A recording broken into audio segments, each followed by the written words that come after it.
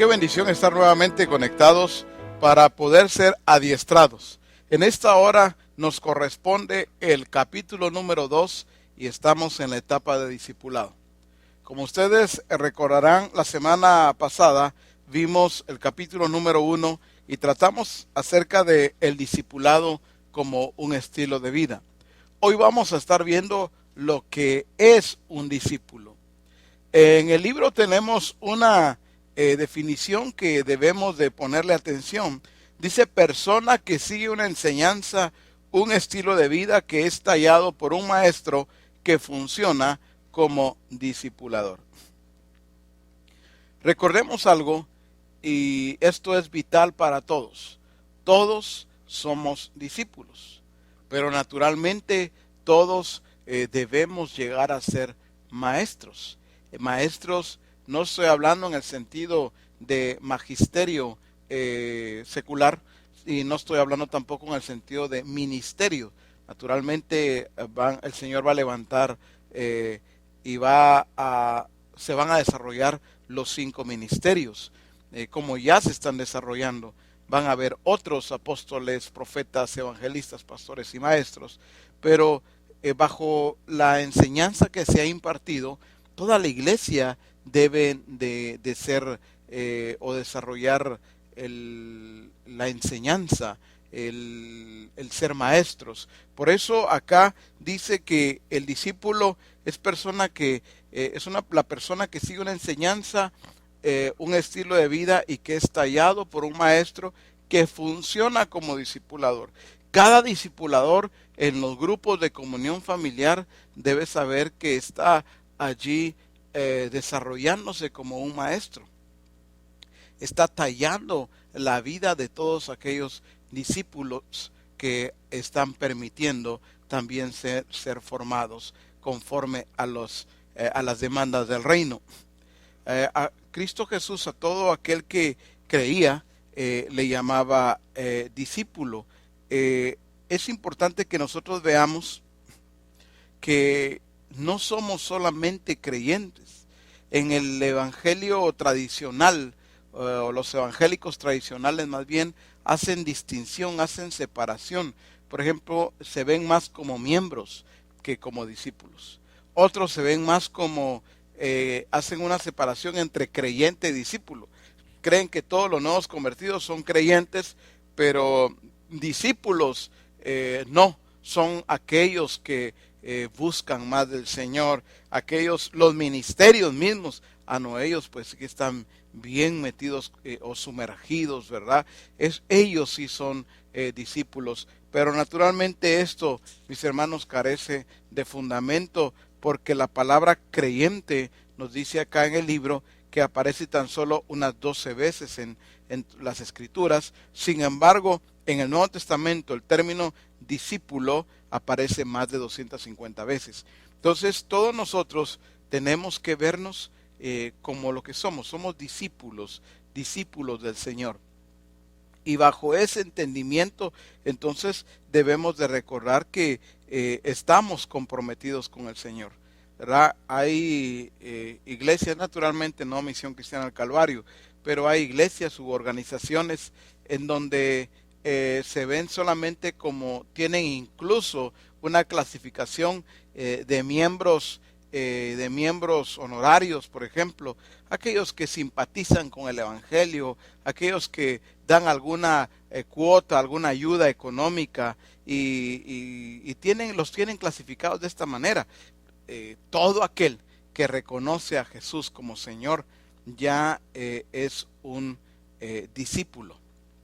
Recordemos que en las Escrituras el Señor ya definió lo que realmente es un discípulo, o más bien cómo se hace al discípulo. En Mateo capítulo 28 lo hemos visto varias veces, pero ¿por qué no verlo nuevamente?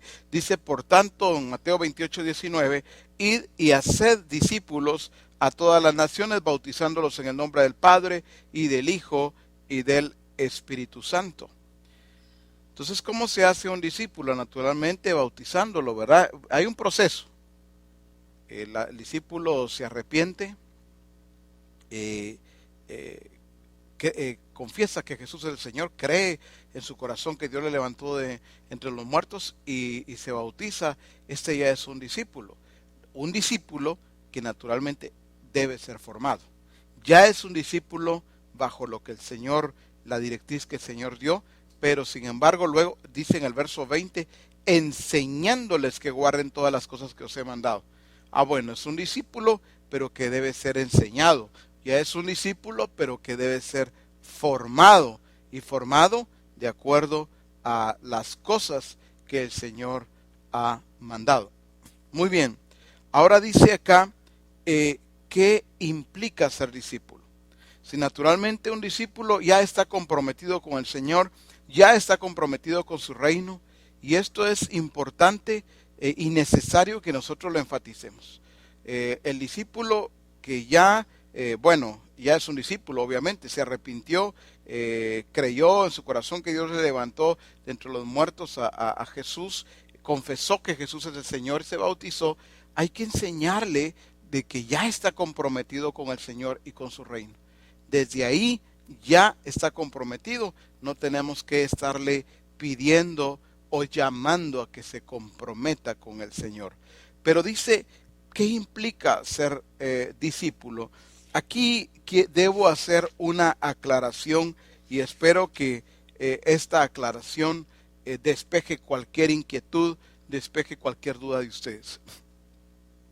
Aquí nos habla de algunos pasos. Por ejemplo, dice primero seguir a Jesús. Segundo dice tomar su cruz. Y tercero, aborrecer, renunciar a todo.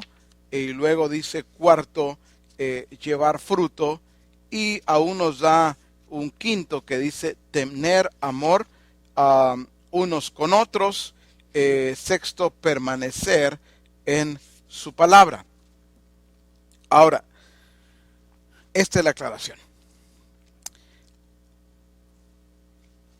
Cuando se escribió el libro del discipulado, naturalmente habían muchas cosas que el Señor no había revelado. Estamos en este proceso, ¿verdad? En donde el Señor cada día se va revelando más a nosotros y va dándonos el entendimiento o un mejor entendimiento acerca de todas las cosas. Entonces, el apóstol, el Señor lo ha estado usando para hablarnos, para enseñarnos, para formarnos.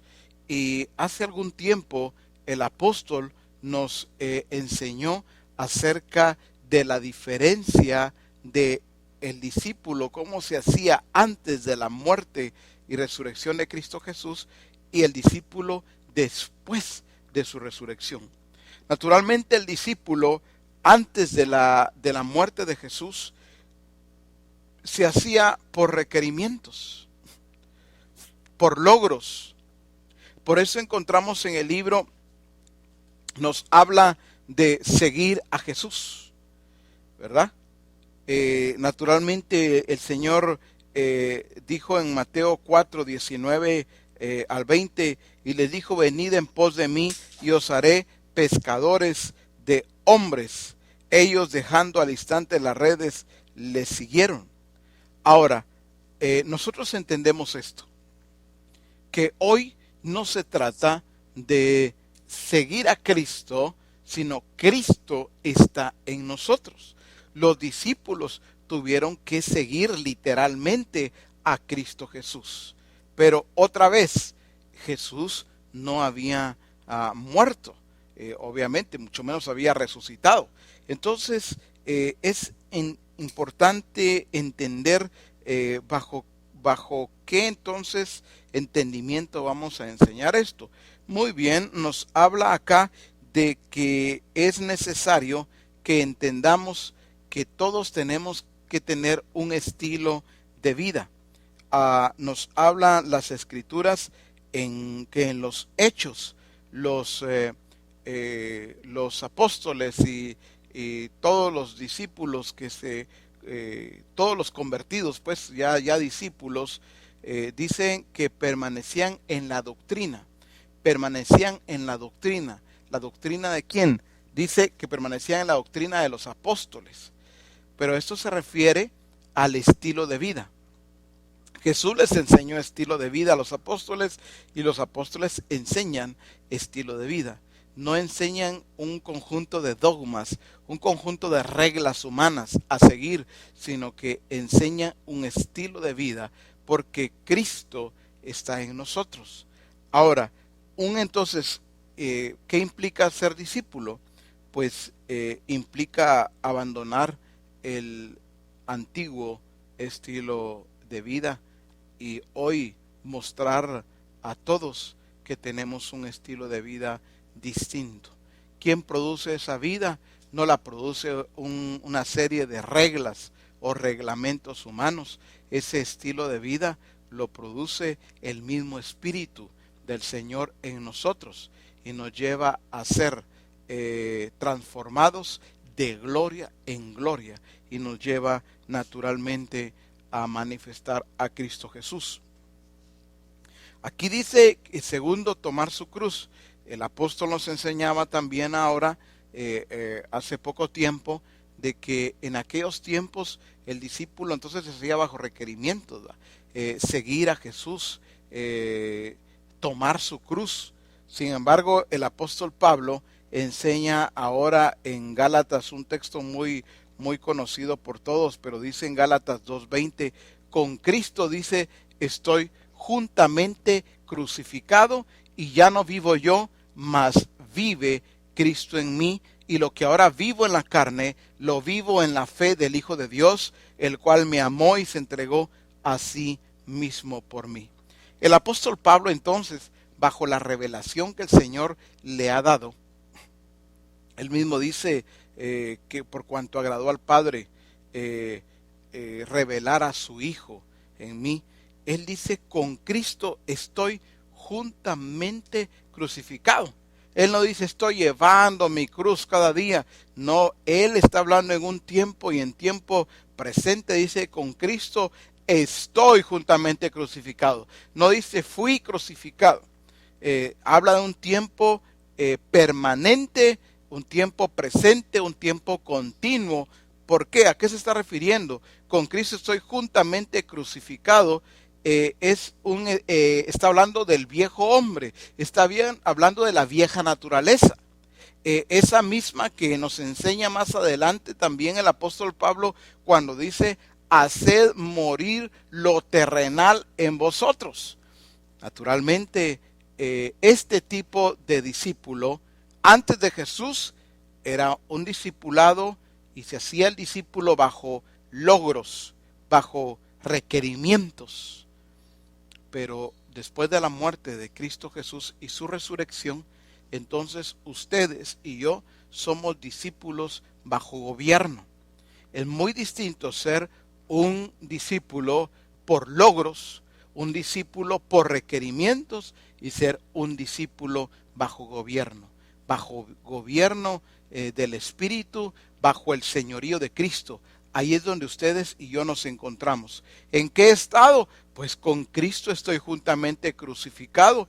Ya no vivo yo, mas vive Cristo en mí. Esto es lo que nosotros tenemos que comprender y tenemos que enseñar definitivamente. Las Escrituras nos enseñan también en Mateo capítulo 11. Les pido que vayan conmigo, que me acompañen. En Mateo dice capítulo 11 y verso 12, desde los días de Juan el Bautista hasta ahora, el reino de los cielos sufre violencia y los violentos lo arrebatan. En la Biblia para todos dice, desde que Juan el Bautista comenzó a predicar hasta ahora, el reino de Dios avanza a pesar de sus enemigos. Solo la gente valiente y decidida logra formar parte de él. El Señor ha escogido a Misión Cristiana al Calvario desde los años 60 para que manifieste su poder y establezca su reino en la tierra a través de enseñar el verdadero evangelio. Ustedes y yo, los discípulos que hemos entrado al reino de Dios, estamos bajo el gobierno del Espíritu, bajo el señorío de Cristo. Nos corresponde a nosotros entonces que prediquemos, que enseñemos el discipulado correcto. El discipulado, otra vez, no el discipulado bajo requerimientos, no el discipulado bajo logros o por logros, sino el discipulado bajo gobierno y bajo gobierno del Espíritu. Esto es vital que nosotros lo comprendamos. Nos habla también acá en el libro aborrecerlo todo, como nos habló primero de seguir a Jesús, luego de tomar su cruz, que ya lo explicamos, que nosotros no nos corresponde seguir literalmente a Cristo, sino ser dirigidos por Dios, por el Espíritu Santo, porque Cristo está en nosotros. Tomar la cruz fue para ellos, para nosotros es estar juntamente con Cristo crucificados, pero también nos habla de una renuncia. Esto no es para nosotros, claro que sí.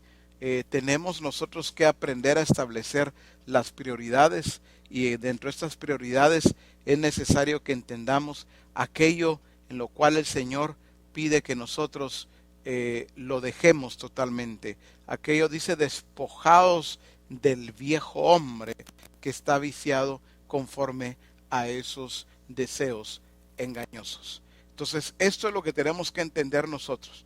Para ellos los requerimientos estaban muy claros, ¿verdad? Si haces esto, vas a poder hacer lo otro. Entonces, si tomas tu cruz, entonces sí vas a poder ser discípulo. Si no la tomas, no vas a poder ser discípulo. Aquí se trata entonces de entenderlo nosotros bajo el gobierno del Señor, bajo la dirección plena de su Santo Espíritu, donde nos encontramos ya en este tiempo. Para el discípulo es imperativo el llevar fruto. Dice en Juan capítulo 15 y verso 8. Vamos a las Escrituras, esto es determinante para nosotros. Juan capítulo 15 y verso 8. Dice así: en esto es glorificado mi Padre, en que llevéis mucho fruto y seáis así mis discípulos. Entendamos esto, mis amados. Reino de Dios entramos por nuevo nacimiento. Naturalmente entramos en obediencia, pero se permanece por fruto. Una cosa es entrar al reino y otra es permanecer en el reino. Entonces enseñemos correctamente, porque algunos creen que por haber entrado ya al haber nacido de nuevo entraron al reino de Dios, fueron trasladados de las tinieblas al reino de su luz admirable. Creen que eso ya es todo. En el reino de Dios hay que saber permanecer, y para permanecer, por eso es vital que nosotros entendamos lo que dice las Escrituras. Hay una permanencia en Cristo. Definitivamente no vamos a poder nosotros dar fruto si no permanecemos en Cristo. Aunque dice la palabra ahí en Juan 15, todo pámpano que en mí no lleva fruto, lo quitará. Todo pámpano que en mí no lleva fruto. Quiere decir que alguien puede estar en Cristo y no llevar fruto, por supuesto. Pero la consecuencia dice que todo pámpano que en mí, dice el Señor, no lleva fruto, lo quitará. O sea, si hay alguien que entró al reino y ya está en Cristo, pero no lleva fruto, es un peligro muy grande, porque Él dice que lo quitará. Y sigue diciendo: y todo aquel que lleva fruto, lo limpiará para que lleve más fruto. Entonces, ¿cómo nosotros podemos permanecer en el reino? ¿Cómo debemos permanecer dando fruto? Nuestra permanencia va a estar determinada en base al fruto, definitivamente. Y dice en el verso 2, donde estamos leyendo de Juan 15, y todo aquel que lleva fruto lo limpiará para que lleve más fruto. A veces decimos: mire, hermano, usted tiene que ayunar para que el Señor lo limpie, y tiene que estar ayunando. O sea, el ayuno es correcto, el ayuno tiene su razón de ser, pero para que el Señor nos esté limpiando. Dice, todo aquel que lleva fruto lo limpiará. Pero ¿cuál es el fin? Dice, lo limpiará para que lleve más fruto. Entonces, en el reino de Dios es algo que nosotros no vamos a poder dejar de hacer. Llevar fruto, dar fruto. Porque en el reino de Dios todos somos fértiles. Es imperativo que nosotros lo entendamos. Porque en el reino de Dios definitivamente, mis hermanos, no hay esterilidad. Sí hay fertilidad. Pero hay tantos casos en las escrituras nos muestran en donde hubo, por ejemplo, esterilidad, pero el Señor se glorificó produciendo fertilidad. Tenemos el caso, definitivamente el caso de Sara, el caso de Sara, en donde el Señor habló acerca del hijo que les daría, el hijo de la promesa. Pero tenemos que tener mucho cuidado, porque cuando se habla de llevar fruto, no tenemos que estar viendo nuestras limitaciones. Realmente algo que sucedió en el caso de Sara y Abraham es que llegaron un momento en donde Sara misma empezó a ver sus limitaciones y se dio cuenta que el Señor pasaba el tiempo y no les daba el hijo que les había prometido. Entonces ella misma lo que hace es que prepara a Agar y le dice a Abraham que se acueste con la sierva, con la criada, con Agar. Y eso no, definitivamente, mis hermanos, esta fue una sustitución. Y esto no podemos permitirnos nosotros. No podemos estar usando agares. No podemos estar usando sustitutos. No podemos estar nosotros corrompiendo el diseño. Definitivamente es importante que el discípulo comprenda lo que significa estar, lo que significa permanecer en Cristo, pero también cuidando el diseño, cuidando el modelo, exactamente como el Señor lo mostró. Estar haciendo, no aceptar ningún tipo de sustitución por buena que parezca, por atractivo que parezca. Ustedes y yo tenemos que entender que cuando el Señor trajo la promesa a Abraham, se estaba refiriendo a su hijo Isaac. El Señor nunca se refirió a Ismael.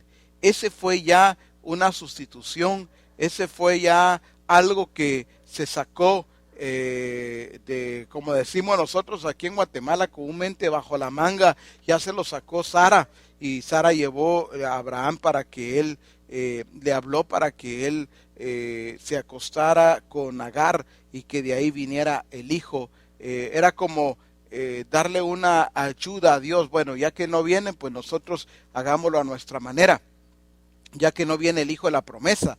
Entonces, hagamos algo nosotros. No, tenemos que tener mucho cuidado. Se trata de dar fruto, pero se trata de dar fruto a la manera de Dios. No se trata esto de esfuerzos humanos. No se trata esto tampoco de ningún tipo de sustitución. Pues a mí me ha funcionado. Alguien podría decir, mire, pero yo todavía no veo. Me han hablado mucho el apóstol. Ustedes como asistencia apostólica han hablado mucho acerca de el fruto, han hablado mucho acerca de lo que el Señor va a estar haciendo en Misión Cristiana del Calvario. Nos han dado palabra en esta iglesia, puede decir alguien, en esta aldea, en este pueblo, departamento, ciudad o nación, pero hasta ahora no vemos nada. Hasta ahora, mire, somos los mismos. Alguien podría decir, mire, somos pocos todavía, e incluso algunos hasta se me han ido. ¿Y cómo puedo entender esto? Y yo siento que debo de hacer algo. Cuidado, debemos de hacer exactamente lo que el Señor nos está diciendo, pero no tenemos que ir en busca de algo más, como que hace falta algo. Tal vez el Señor quiere que implemente esto, otro, que haga esto, haga una mezcla. No. Es de creerle a Dios, no viendo nuestras limitaciones, sino que entendiendo que Dios nos habló. Un día el Señor dijo, no temáis manada pequeña, porque al Padre le ha placido daros a vosotros el reino. Misión Cristiana del Calvario, el Señor le plació darnos y concedernos su reino, no solo a nosotros. El reino de Dios no tiene que ver solo con Misión Cristiana del Calvario. El reino de Dios es para todo aquel que el Señor ya estableció, definió quiénes serán parte de su reino. Pero está comenzando con nosotros como Misión Cristiana del Calvario. Entonces nos corresponde a nosotros establecer su reino correctamente. Nos corresponde a nosotros mostrar el verdadero discipulado. Nos corresponde a nosotros mostrarnos como verdaderos discípulos de Cristo Jesús. Y naturalmente al reproducirnos, al reproducir la imagen de Cristo en nosotros, es ahí donde nosotros vamos a estar mostrando ese fruto que el Señor ya dijo. Un fruto que tiene naturalmente dos connotaciones. El fruto del Espíritu, que tiene que ver con nuestra transformación, es que la imagen de Cristo sea formada en nosotros, pero el fruto también, ese fruto del reino que tiene que ver con ir y hacer discípulos a todas las naciones, con multiplicarnos, con reproducirnos también en otros, para que el reino de Dios se extienda. Una cosa es establecerlo y otra cosa es que el reino se extienda, porque esa es la voluntad de Dios. A veces hemos establecido de repente el reino de Dios, pero no nos hemos preocupado por extenderlo, o no nos hemos ocupado, más bien, no nos hemos ocupado en extenderlo. Porque una cosa es preocuparse y otra es ocuparse. Muchos están preocupados por algo que no han hecho y el asunto es que nunca lo hacen. El estar preocupados por algo no nos dice que estamos en lo correcto. Fíjese que un ministerio podría decir: yo estoy preocupado porque aquí no veo que se desarrollen los discípulos. Yo estoy preocupado porque veo pocos discípulos en el templo. Estoy preocupado porque otros se han ido. Esa preocupación no va a producir un efecto poderoso. El que nos ocupemos en aquello que el Señor nos ha mandado, eso sí. Por eso es que muchos entran en ansiedad, en desasosiego, entran a veces hasta se sienten tristes, oprimidos, ¿verdad? Discípulos en el grupo de comunión familiar: mira, es que no sé, me siento mal, me siento cansado, triste, frustrado, porque no veo el fruto. Bueno, la Escritura dice en Gálatas que el labrador, para participar en los frutos, debe trabajar primero. Debemos poner atención qué estamos haciendo o qué estamos dejando de hacer. Y luego no solo qué estamos haciendo, sino cómo lo estamos haciendo. Entonces es menester que comparemos lo que estamos haciendo con el diseño, con aquello que el Señor ya dijo que ustedes y yo debemos hacer. Definitivamente nuestra tarea tiene que ver también con revelar el carácter de Cristo Jesús, que nosotros revelemos sus obras, que mostremos el señorío de Cristo, y ese señorío de Cristo evidenciado naturalmente en nuestras vidas. Si no llevamos fruto, pues definitivamente solo estaríamos evidenciando que no somos discípulos, que estamos bajo el gobierno de Dios. Entonces es menester que entendamos de que la esterilidad no tiene que ver con nosotros. Nosotros somos gente fértil, nosotros somos gente que se reproduce. El Señor dijo: fructificad y multiplicaos, ¿verdad? Eso tiene que ver con ustedes, tiene que ver conmigo, con nosotros, tiene que ver con todos aquellos que hemos creído y todos aquellos que hemos entrado al reino de Dios y estamos bajo el gobierno y el señorío de Cristo Jesús. Algo más que nos dice también aquí en el libro es tener amor unos con otros. En Juan capítulo 13, regresamos un poquito al capítulo 13, dice también allí en el verso 35: en esto conocerán todos que sois mis discípulos, si tuviereis amor los unos con los otros. Definitivamente algo que nosotros no podemos cambiar, mis amados, es que el amor ágape, no es el hecho de decir, por ejemplo, en el mundo evangélico, tradicional, yo le amo mucho, hermano, le amo en el amor del Señor, pero a veces estos son solamente expresiones, a veces son solamente un saludo, y que no tienen una consecuencia poderosa en nuestras vidas. Es necesario que nosotros entendamos lo que dice en Primera de Juan capítulo 3 y verso 18. Dice claramente, hijitos míos, no amemos de palabra, dice, ni de lengua, sino de hecho y en verdad. No amemos de palabra y de lengua, o sea, se trata de expresar verdaderamente el amor de Dios, el amor ágape que está en nosotros. Dice las Escrituras que el amor cubrirá multitud de faltas.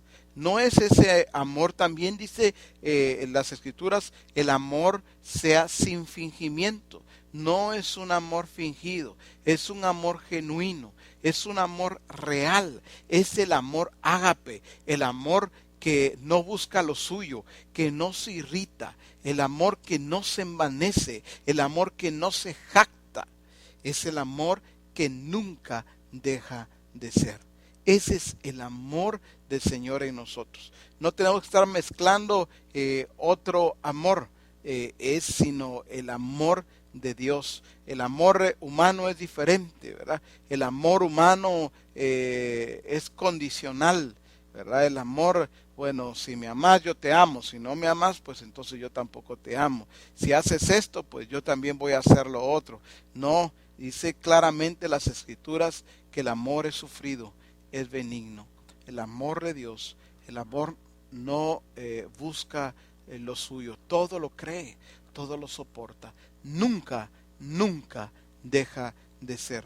Por eso llama la atención, aquí nos muestra el pasaje pero muy lindo, aquel de Ruth. Cuando hay una expresión ahí que debemos de ver, y dice en Ruth capítulo 1 y verso 14, y ellas alzaron otra vez su voz y oraron, y Orfa besó a su suegra, mas Ruth, dice, se quedó con ella. Llama mucho mi atención porque en circunstancias duras, en circunstancias difíciles, es cuando podemos medir de verdad quién ama y quién no ama. Dice que ellas alzaron otra vez su voz y oraron, y Orfa besó a su suegra, mas Ruth se quedó con ella. No es quien te bese, no es quien te abrace, no es quien te diga que te ama mucho en el Señor. Aquí vemos una diferencia entre Orfa y Ruth. Orfa dice, y alzaron otra vez, y ellas alzaron otra vez su voz y lloraron. Las tres lloraron, las tres alzaron su voz. Pero dice que Orfa besó a su suegra y Ruth se quedó con ella. ¿Quién amaba? Orfa porque la besó, seguramente la abrazó también, pero bueno, solo con el hecho de abrazarla o besarla no significaba que la estaba amando, porque quien demostró que la amaba fue la que se quedó con ella. Dice, mas Ruth se quedó con ella. Y dice, y Noemí dijo, he aquí tu cuñada se ha vuelto a su pueblo, en el verso 15, y a sus dioses. Vuélvete tú tras ella, le está diciendo Noemí a Ruth. Y respondió Ruth, no me ruegues que te deje y me aparte de ti, porque a donde quiera que tú fueres iré yo, y donde quiera que vivieres viviré. Tu pueblo será mi pueblo y tu Dios mi Dios. Donde tú murieres moriré yo, y ahí seré sepultada. Así me haga Jehová y aún me añada, que solo la muerte hará separación entre nosotras dos. Vemos claramente, Ruth amaba verdaderamente a Noemí. En los momentos más duros, en los momentos más difíciles, ella demostró que no dejaría a Noemí. Y no solamente lo dijo con sus palabras, lo demostró con sus hechos. Es importante y es vital entonces que nosotros podamos entender a la luz de las Escrituras lo que significa permanecer en su amor, el tener amor unos con otros. Dice en Juan 15, volviendo a ese evangelio y esa palabra tan linda allá en Juan capítulo 15, dice en el verso 9, como el Padre me ha amado, así también yo os he amado, permaneced en mi amor. Si guardareis mis mandamientos, permaneceréis en mi amor, así como yo he guardado los mandamientos de mi Padre y permanezco en su amor. Es vital que cada discípulo aprenda a permanecer en su amor. No a permanecer solamente en el templo, no a permanecer solamente en un grupo de comunión familiar, no, permanecer en Cristo, permanecer en la persona de Cristo Jesús, permanecer en su amor. Es tiempo de que nos evaluemos si realmente estamos permaneciendo en su amor. Y dice en Proverbios capítulo 27, vamos a Proverbios capítulo 27. Dice en el verso 5 y aún en el 6. Mejor es reprensión manifiesta que amor oculto. Fieles son las heridas del que ama, pero importuno los besos del que aborrece. Esto es lo que estaba viviendo el caso que comentábamos hace un momento de Orfa, Noemí y Ruth, ¿verdad? Fieles son las heridas del que ama, pero importunos los besos del que aborrece. Recordemos que Judas, él no sabemos cuántas veces le dijo a Jesús que lo amaba. No sabemos, sin embargo, lo que sí sabemos es que Judas fue exactamente con un beso que entregó a Jesús. Allá en Lucas 22:48 lo encontramos. Por eso el apóstol Pablo nos habla también en Efesios capítulo 4 y verso 15, nos da una palabra que cada discípulo debe tenerlo también muy claro. Dice, sino que siguiendo la verdad en amor, crezcamos en todo aquel que es la cabeza, esto es Cristo. Siguiendo la verdad en amor. La verdad debemos de seguirla, pero en amor. Porque muchos dicen, no, yo así hablo, yo así soy. Yo me gusta hablar claro, me gusta decir las cosas así como vienen, así soy yo. No dice claramente, sino siguiendo la verdad en amor. La verdad se expresa en amor.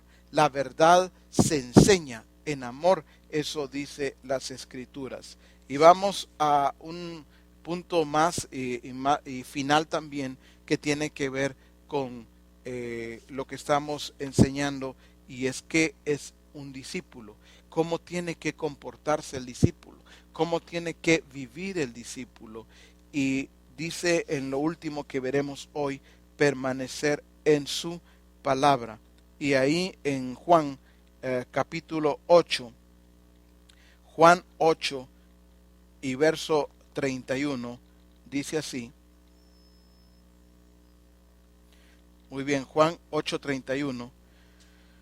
Si vosotros permaneciereis, dice, en mis palabras, o en mi palabra, si vosotros permaneciereis en mi palabra, seréis verdaderamente mis discípulos. Esa permanencia en su palabra, en sus palabras, en lo que Él ha dicho, nos hace ser verdaderamente sus discípulos. Estamos en una época, en un tiempo en donde todo está cambiando, y es importante que en medio de todos estos cambios siempre hay algo que tengamos que estar viendo y que sea confiable, algo que no sea efímero, algo que no sea pasajero,